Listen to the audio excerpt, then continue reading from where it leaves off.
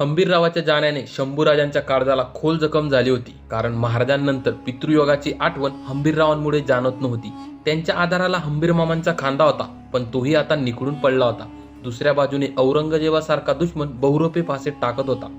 शंभूराजांनी स्वतःला सावरून स्वराज्यावर लक्ष घालायला सुरुवात केली.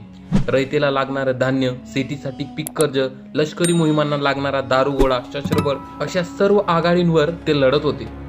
रोजच्या सारखीच फडावर काम चालली होती. तेवढ्यात एक द्वारपाल गणोजी शिर्के म्हणजेच येसूबाईंचा भाऊ आल्याची बातमी घेऊन आला. गणोजी शिर्के वतनासाठी शंभूराजांकडे आला होता. कारण तीर्थरूप छत्रपतींनी त्याला वतनाचे शब्द दिले होते. पण खुद्द छत्रपतीही वतन वाटणाऱ्या तत्वाच्या विरुद्ध होते. त्यातच आता औरंगजेब नावाचं संकट स्वराज्यावर घाला घालत होतं. म्हणून शंभूराजांनी त्याला वतन देण्यास नकार दिला. पण गणोजी मात्र वतनावर ठाम होता. शब्दामागे शब्द वाढले. त्यातच गणोजी मागील 3 ते 4 महिन्यात बऱ्याचदा औरंगजेबाला गपचूप जाऊन भेटला होता. याची जाणीवही शंभूराजांना होती. इकडे गणोजी मात्र वतनासाठी कुठल्याही स्तराला जायला तयार होता. म्हणून तो वतन न मिळाल्याने मनात राग धरून रायगडातून माघारी गेला. तो थेट औरंगाच्या गोठात. एवढेच नव्हे तर या गणोजीने शंभूराजांविरुद्ध दुष्प्रचार करायलाही सुरुवात केली होती. रायगडाचा राजा वेडा झालाय, त्याचं मस्तक फिरलंय, त्याने एक धर्मभ्रष्ट आणि शाक्तपंथी कुलुषा म्हणजेच कवी कलशाच्या मांडीखाली स्वराज्य दिलंय. कलुषा म्हणजे देवाच्या धर्माच्या शत्रू आहेत. आणि दुर्दैवाची गोष्ट म्हणजे या विषारी प्रचाराला अनेक मराठे आणि ब्राह्मण घरंदाज बळी पडले होते. त्यातच गणोजी शिर्के आणि मुकर्रब खान यांची गुप्त मसलत झाली होती. त्यानुसार गणोजी संगमेश्वर आणि शृंगापुरातील आजूबाजूची 2 महत्वाची गावे खानाला देणार होता. एवढेच नव्हे तर आपल्या कब्जातल्या घोड्यांनी भरलेले 2-3 पागेही तो खानाला देणार होता. आणि तो खान तिथे लष्करी तळ बांधणार होता. जेव्हा ही विषारी बातमी शंभूराजांना कळली तेव्हा मात्र राजांचे होश उडाले. ते अत्यंत बेचैन झाले. कारण सह्याद्री ओलांडून कोकणात मोगलांची ठाणी उभं राहणं म्हणजेच पुढे स्वराज्याला आव्हान होतं. एकूण प्रकरणाला आता गंभीर वळण लागलं होतं. कारण मोगलांचे भावी आक्रमण फक्त दारात येऊन पोहोचलं नव्हतं, तर दरवाजाला थाड थाड थापा मारत होतं. सह्याद्रीच्या गडाचा गोठ घेण्यासाठी घाट माथ्यापलीकडील मोगलांची ठाणी शस्त्रसज्ज होऊ लागली होती. कोल्हापूर, इस्लामपूर, कराड, सिरवड, शिवापूर, चाकण या मोगली ठाण्यांमध्ये शस्त्रांची आणि दारुगोड्यांची प्रचंड जमवाजमव चालू होती. त्यातच वतनासाठी चटावलेले अनेक मराठे आणि ब्राह्मण घरंदाज मोगलांना जाऊन रोज मिळत होते.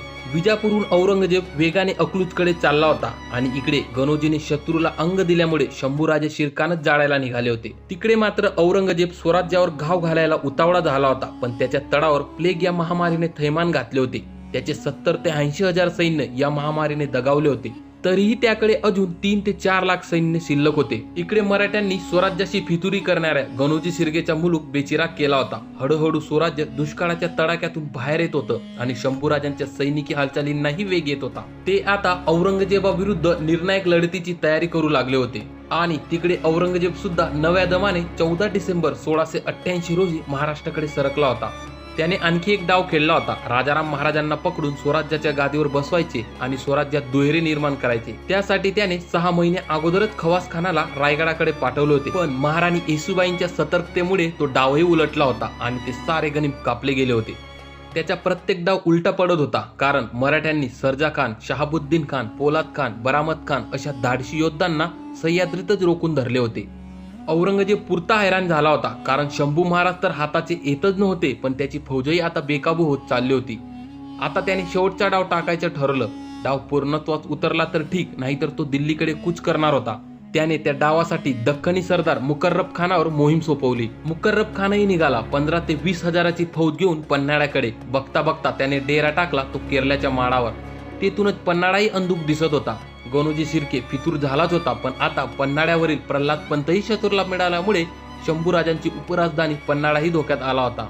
मुकर्रब खानाने किल्ल्याला वेढा द्यायला सुरुवात केली. तशी शंभूराजांना बातमी लागली. त्यांनी क्षणाच्याही उसण न घेता पन्हाळ्याकडे धाव घेतली, ती 3-4 हजार मराठ्यांबरोबर. इकडे गडावरचे निशाण राजद्रोह्यांनी मुद्दाम काढून टाकले होते. अर्धा किल्ला मोगलांच्या ताब्यात गेला होता. तोच मसाईच्या पठाराच्या अंगाने पश्चिमेकडून शंभूराजे किल्ल्यात घुसले. बघता बघता युद्धाला सुरुवातही झाली आणि अर्ध्यावर आलेली मोगली सेना कापली जाऊ लागली. मोगलांवर अचानक हल्ला झाल्याने ते गोंधळून गेले. त्याचाच फायदा मराठ्यांनी घेतला आणि सारे मोगल कापून काढले. पण त्याच धामधुमीत गणोजी शिर्के मात्र अंधाराचा फायदा घेऊन रानातून पडून गेला. शत्रूच्या तोंडात गेलेला किल्ला शंभूराजांनी परत स्वराज्यात सामील करून घेतला. आणि रात्री गडावरच्या फितुरांच्या झडत्या सुरू झाल्या. प्रल्हाद पंतांना गिरफ्तार केले गेले आणि राजद्रोही येसाजी व शिदोजी फर्जतला कडेलोट दिली गेली. गणोजी सिर्के सारखाच एक नागोजी मानेही होता. तो गिरजोजी आणि अर्जोजी या यादव बंधूंना शंभूराजांकडून त्यांचे वतन मागण्यासाठी मनात विष कालवत होता आणि शंभूराज जेथे असतील तेथे जाऊन वतने मागून घ्या म्हणून सांगत होता. इकडे मुकर्रब खान पन्हाळ्याच्या पराभवाने संतापला होता आणि ही बातमी औरंगजेबालाही कळाली होती, म्हणून त्याचाही त्याला खलिता आला होता. सलामीलाच तुम्हाला शिकस्त खावी लागली आणि खुदा न करो त्या संभानेच तुम्हाला पकडून ठेवल्याची बातमी कानी न पडो अशी कान उघडणी त्या खलित्यातून केली गेली होती. म्हणून तो अधिक लालबुंद झाला होता. त्याने आता गणोजीला हाताशी धरून संगमेश्वराची बारीक सारीक माहिती काढायला सुरुवात केली. इकडे शंभूराजे हे विशालगडावरचे बुरुजे तटबंद्या शत्रूच्या आक्रमणापूर्वीच मजबूत करून घेत होते, कारण येथूनच कोकणात उतरण्यासाठी प्रभावली व देवड्याकडे जाणाऱ्या अत्यंत अरुंद आणि भयानक वाटा होत्या. प्रचंड चक्रीवादळाने घराचे दारे खिडक्या उघडून त्या वाजत राहाव्यात, त्याचप्रमाणे औरंगजेबाचे अंतिम आक्रमण आता उंबरठ्यावर येऊन पोचले होते. काबूल कंदाहार पासून ते बंगाल आणि खाली ब्रहानपूर पर्यंत त्याला कोणीही शत्रू उरला नव्हता, पण सह्याद्री मात्र अजून अजिंक्यच होती. म्हणून आता महायुद्धाचा अंतिम चरण लवकरच सुरू होणार होता आणि त्याचा शेवट शंभूराजे अथवा औरंगजेब यांच्या मृत्यूने होणार होता. इकडे शंभूराजांनीही अंतिम डाव टाकण्यासाठी रणनीती आखली होती. म्हणून त्या रणनीतीची मसलत करण्यासाठी सेनापती महाडोजी घोरपडे, धनाजी जाधव, संताजी घोरपडे, कवी कलश आणि निवडक सरदार संगमेश्वराला भेटणार होते. इकडे विशालगडावरचे बुरुजांचे कामही अंतिम टप्प्यात आले होते. शंभूराजांनी तिथला बंदोबस्त पक्का केला आणि पुढच्या नियोजनासाठी संगमेश्वराकडे निघाले. तिकडे मुकर्रब खान बैचेन झाला होता, पण गणोजी नावाचा फितूर त्याला वारंवार भेटून धीर देत होता. दोघे एकमेकांच्या डोक्यात डोके घालून तासनतास मसलत करत होते. गणोजीला खात्री होती की संभाजी मलकापूर ते विशालगडच्या दरम्यान आहे. तिथल्या किल्ल्याचे बांधकाम करून तो कुठेही गेला तरी संगमेश्वराहूनच जाणार, म्हणून तो खानाशी पैज लावत होता. त्याच दरम्यान खानाला औरंगजेबाचाही खलिता आला होता. त्याने तो खलिता वाचायलाही सुरुवात केली. डोळ्यात नेहमीच धूळ फेकणारा तो रायगडी जहागीर विशालगड सोडून संगमेश्वराकडे निघाला आहे. त्याच्याकडे मोजकीच सिबंदी आहे. जीवाची पर्वा न करता तातडीने संगमेश्वरावर आक्रमण करणे आणि त्या संभास जिवंत गिरफ्तार करणे. त्या धाडसी मोहिमेच्या केवळ कल्पनेने मुकर्रब खानाची मुद्रा मशालीसारखी उजळून निघाली होती. त्याची उमर 55 वर्षाची होती, पण शरीर खूपच काटक व सरपातळ होते. त्याने लगेच फौज तयार केली आणि गणोजी सिर्केसह त्याने रात्रीचाच प्रवास सुरू केला. तिकडे शंभूराजे संगमेश्वरात दाखल झाले होते आणि रायगडाहून येसुबाई ही या महत्वाच्या मसलतीसाठी आणि संगमेश्वराच्या महादेवाची महापूजा करण्यासाठी संगमेश्वराला आल्या होत्या. दुसऱ्या दिवशी भल्या सकाळी महादेवाची महापूजा सुरू झाली आणि बघता बघता न्याहारी आधीच धार्मिक विधी पार पडले. त्याच रात्री संगमेश्वराच्या वाड्यात महाडोजी घोरपडे, कवी कलश, संताजी, धनाजी, मानोजी, खंडोबल्लाळसह महाराणी येसुबाई ही मसलतीत बसल्या होत्या. अनेक बाबींवर सल्ला मसलत चालू होती आणि ज्या डावासाठी शंभूराजांनी साऱ्यांना बोलवलं होतं तो डाव शंभूराजांनी मांडला. त्यांनी बोलता बोलता एक कच्चा नकाशा काढून दाखवला. पन्हाळा, सिरवड, पुणे, चाकण, पनवेल, चौल, हरिहरेश्वर ते पुन्हा संगमेश्वरहून विशालगड, पन्हाळा असं पोलादाचं एक अजिंक्यकड आपण बांधणार आहोत. आपला हा चक्रव्यूह भेदून माणूस काय पण मुंगीही आत प्रवेश करणार नाही आणि तो बुड्ढा औरंगजेब या अजिंक्यकड्याशी कसा लढतो हेच आपण पाहणार आहोत. शंभूराजांनी साऱ्यांना ज्याची त्याची जबाबदारी सांगायला सुरुवात केली. धनाजीला रत्नागिरी मोहीम दिली तर संताजी घोरपडेंना हरिहरेश्वर पासून पनवेल पर्यंतची मोहीम. तेवढ्यात खंडोबल्लाळांनी प्रत्येक किल्ल्यावर किती दारुगोळा, किती फौज, किती चौक्या पहारे, धान्याचा साठा किती, कुठे रसद कमी पडेल याची सारी बारीक सारीक माहिती मसलतीत मांडली. मसलत चांगलीच रंगली होती. तितक्यात एका हरकाऱ्याला घेऊन संगमेश्वराचे सुभेदार बैठकीमध्ये घुसले. तसा तो घाबरा गुबरा हरकरा शंभूराजांना सांगू लागला, राजे, निश्चित खबर काहीच नाही, पण या रानात राजांच्या जीवाला धोका आहे असे लोक बाहेर परस्पर बोलतात, त्यामुळे इथला मुक्काम लवकर हलवलेला बरा. शंभूराजेही क्षणभर विचारमग्न दिसले. त्यांनी त्या हरकाऱ्याला विचारले, तो मुकर्रब खान कुठे आहे? तो केरल्याच्या माडावर आहे म्हणे. कोल्हापूर जवळ त्याला अचानक थंडी तापानं गाठला आहे, म्हणून गेल्या 2-3 दिवसात तो तंबू बाहेर न पडल्याची पक्की खबर आहे. हाहाकारा बोलून गेला. बैठक संपली आणि संध्याकाळी भोजन उरकल्यावर ज्यानं त्यानं आपापल्या मुलखाकडे जाण्याचे ठरले. पण इकडे मात्र मुकर्रब खानाची पहिली चाल यशस्वी ठरली होती, कारण त्याने संगमेश्वराकडे निघतानाच आपण केरल्याच्या तंबूतच थंडी तापाने ग्रासला आहोत हे अफवा पसरवली होती आणि त्याला शंभूराजांचे हाहाकार बळी पडले होते आणि त्याने आता अवघड, घातकी आणि खुनसी जंगल गणोजीच्या मदतीने पार केला होता. बघता बघता तो संगमेश्वराच्या जवळ येऊन पोहोचला. आणि इकडे ही मसलत उरकते वेळी शंभूराजांनी सांगितल्याप्रमाणे आपापल्या जागी जाण्यासाठी काही पथके संगमेश्वरातून बाहेर पडले होते. येसुबाईंनी शंभूराजांना लागलीच निघायचा आग्रह धरला होता, पण शंभूराजांचे पाय रेंगाळले होते, कारण त्यांनी अर्जोजी यादवला त्याच्या वचनाचा निवाडा करण्याचा शब्द दिला होता. म्हणून त्यांनी येसुबाईंना काही पथकांबरोबर रायगडाकडे पाठवून दिले. आता शंभूराजांकडे उरले फक्त 400 ते 500 घोडेस्वार. दुसऱ्या दिवशी भल्या सकाळीच वाड्यातल्या सदरेवर न्यायदानाला सुरुवात झाली. राजे 1-2 तासांसाठीच तेथे थांबणार होते, म्हणून संताजी, धनाजी, कवी कलश आणि खंडोबल्लाडही तेथे थांबले होते. राजे बाहेर पडले की आपणही निघावे असा त्यांचा विचार होता, पण इकडे मात्र यादव बंधू वतनावर ठाम होते. निवाडा होत नव्हता. बघता बघता दुपार झाली, पण निवाडा मात्र संपेना. तितक्यात कोणाच्या तरी पोटात भाल्यांचे पाते घुसावे आणि त्याने किंचाळत टाहो फोडावा तशा दुरून आरोड्या ऐकू येऊ लागल्या. तेवढ्यात एक जण धावून आला. राजे राजे, घात झाला. मुकर्रब खान 1200 सैन्यांसह चालून येतोय. त्या शब्दांनी शंभूराजांचे मन चरकले. त्यांनी बाजूची तलवार आपल्या हातात घेतली आणि आपल्या पाकऱ्या नावाच्या घोड्यावर स्वार झाले. ते थेट रणांगणात सामोरे जाण्यासाठी सेनापती म्हाळोजी घोरपडे, कवी कलश, संताजी, धनाजी सारे मोगलांवर तुटून पडले. घोड्यांना घोडी भिडली. तलवारीची पाती एकमेकांवर खणखणू लागल्या. बघता बघता मोगलांनी शंभूराजाच्या वाड्याला आणि समोरच्या परिसराला वेढा दिला आणि काही मोगली सैनिकांनी नदीच्या वाटेला. सुरुवातीपासूनच मोगलांचा खूप जोर होता. सपासप तलवारी चालवत ते मोगली सैनिक शंभूराजांच्या दिशेने धाव घेत होते. या अचानक, अनपेक्षित, अकल्पित थांबल्याने मराठे सुरुवातीला भांबावून गेले, पण जेव्हा आपल्या प्राणप्रिय राजाचे प्राण धोक्यात आले तसे मराठे पेतून उठले. धनाजी, संताजी, खंडोबल्लार यांची तलवार आग ओकू लागली. धरा, हाना, चेचा, ठेचा अशा जोरकस शब्दांनी रणांगण दणदणून गेले.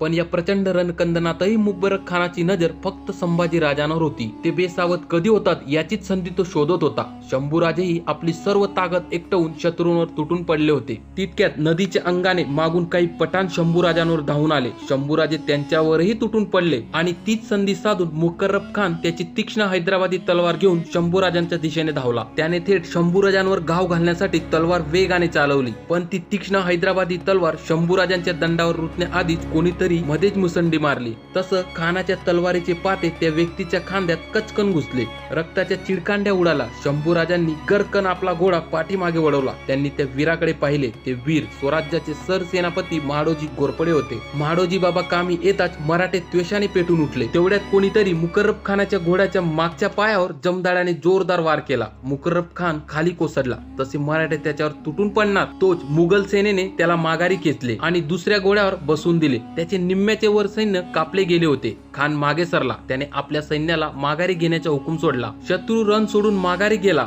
पण आपली हुकूमत असलेल्या आपल्या मुलकात शत्रू असा अनपेक्षित एवढ्या दूरवर आलाच कसा?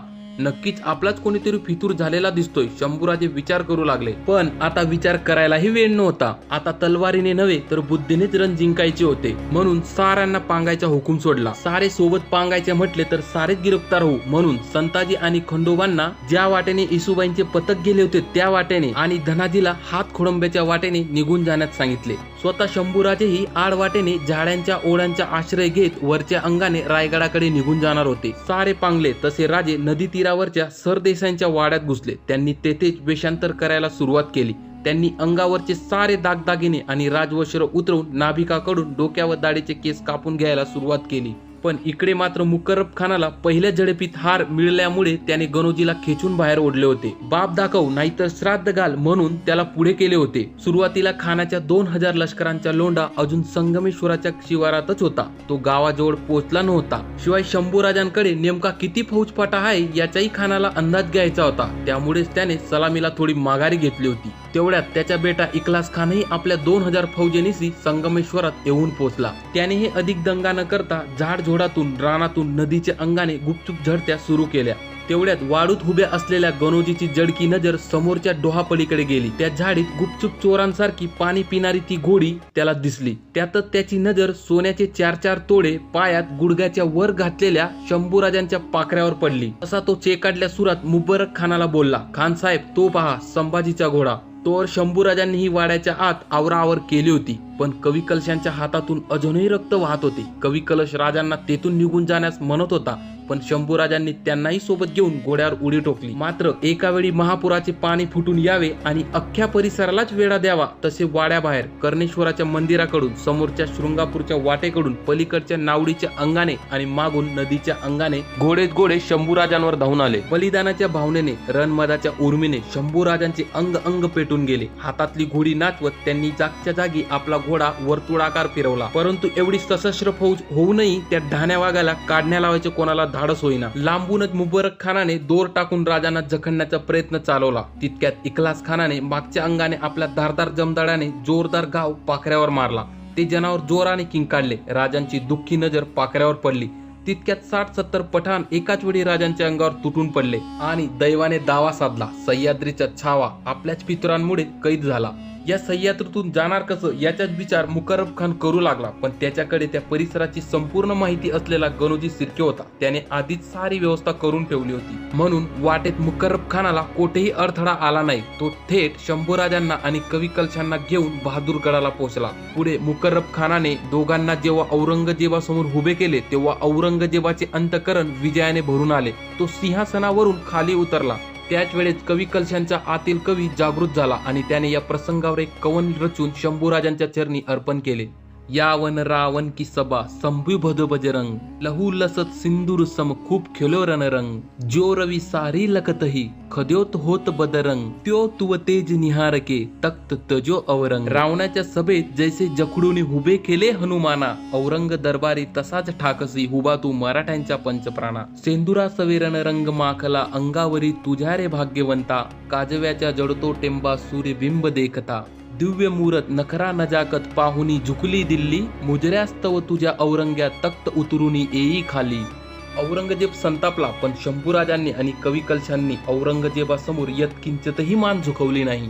पुढे सलग 30 दिवस शंभूराजांचे आणि कवी कलशांचे अतोनात छळ करण्यात आले आणि 11 मार्च 1689 रोजी भीमा नदीच्या काठी तुळापूर जवळ या अमावस्येच्या काळ्या रात्री शिवपुत्र, सह्याद्रीचा छावा, धर्मयोद्धा, भास्कर सूर्य धगधगती मशाल घेऊन या पावनभूमीत अजरामर झाला. देश धर्म पर मिटने वाला शेर शिवा का छावा था, महापराक्रमी परम प्रतापी एक ही शंभू राजा था. तेज पुंज तेजस्वी आंखें निकल गई पर झुका नहीं, दृष्टि गई पर राष्ट्रोन्नति का दिव्य स्वप्न तो मिटा नहीं. दोनों पैर कटे शंभू के ध्येय मार्ग से हटा नहीं, हाथ कटे तो क्या हुआ सत्कर्म कभी भी छूटा नहीं.